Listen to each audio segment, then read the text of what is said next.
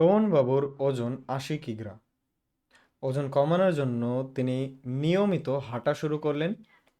তিনি ঠিক করলেন যে প্রতি বছরের প্রারম্ভে যা ওজন থাকবে তার 10% হ্রাস করবেন। 3 বছর পরে শোভনবাবুর ওজন কত হবে তা হিসাব করি। আবারও সহজ অঙ্ক। আজকে তার ওজন লেটসে ৮০ কেজি আছে। 3 বছর উনি ব্যায়াম করবেন। 3 বছর। আর আমরা দেখতেছি যে প্রতি বছর উনি ডিসাইড করেছেন 10% কমাবেন। তো এখানে কত হবে? 80 × 90/100 3 বার।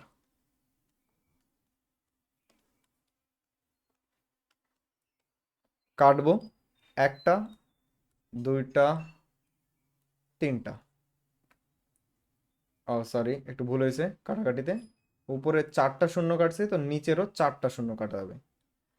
এবার আমার কাছে উপরে থাকলো 8 × 9 × 9 × 9, আর নিচে থাকলো 10 × 10। এর অ্যান্সার কি?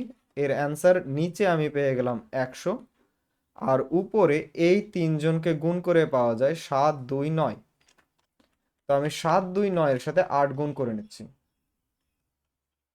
8 নং 72-এর 2 হাতে 7, 8 দুগুণ 16, আর 7 হচ্ছে 23, হাতে 2, 8 7 56, আর 2 58।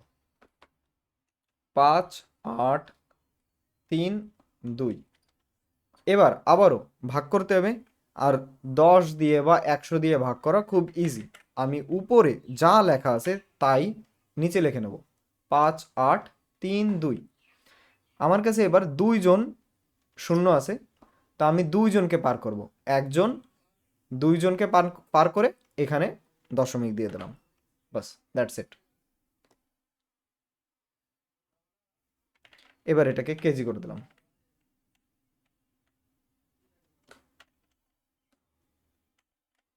কেজি। অতএব 3 বছর পরে ওই ব্যক্তি শোভনবাবুর ওজন হবে এত কেজি।